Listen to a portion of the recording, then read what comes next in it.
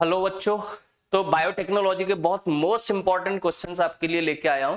तो अगर आपने बायोटेक्नोलॉजी को अच्छे से रिवाइज कर लिया है तो ये क्वेश्चन जरूर एक बार लगा लेना बोर्ड एग्जाम से पहले। देखिए पहला क्वेश्चन क्या है यहाँ पे।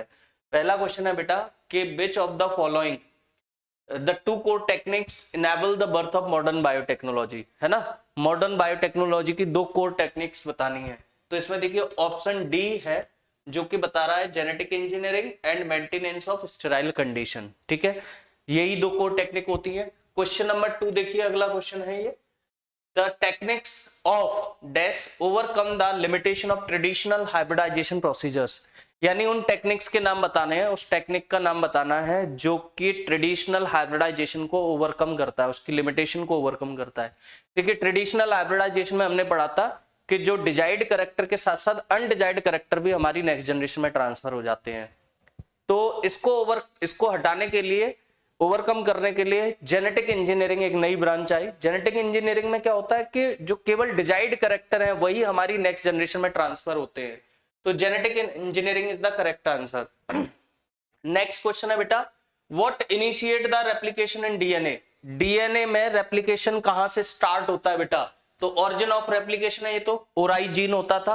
ठीक है, नेक्स्ट इसके बाद है बेटा हमारा अगला क्वेश्चन है,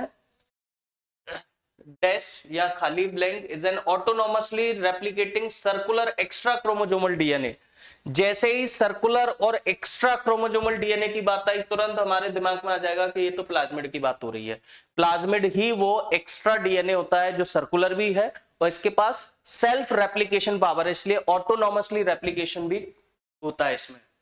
अगला क्वेश्चन है, restriction enzymes are. Restriction enzymes को हम क्या कहते हैं भाई, restriction enzymes are molecular seizures.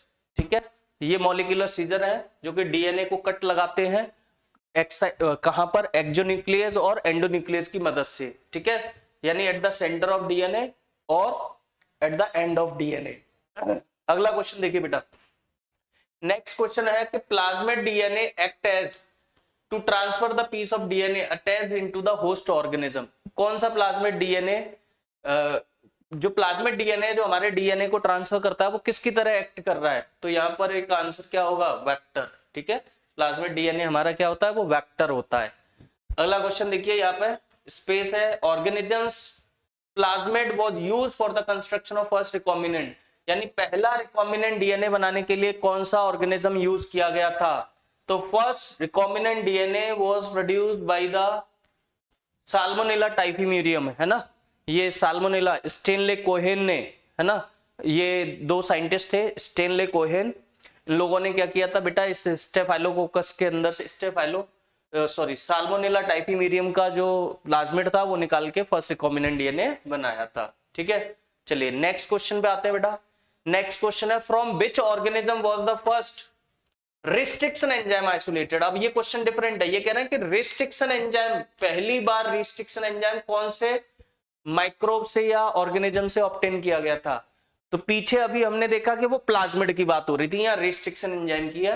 तो रिस्ट्रिक्शन एंजाइम बेटा हमारा इकोलाई है, इकोलाई से इसको ऑब्टेन किया गया था। नेक्स्ट क्वेश्चन है, in genetic engineering restriction enzyme cleave the DNA at a specific site is known as. उस स्पेसिफिक साइट को बेटा रिकॉग्निशन साइट कहते हैं जहां पर डीएनए को कट लगाया जाता है। Restriction enzymes belong to a larger class of enzymes.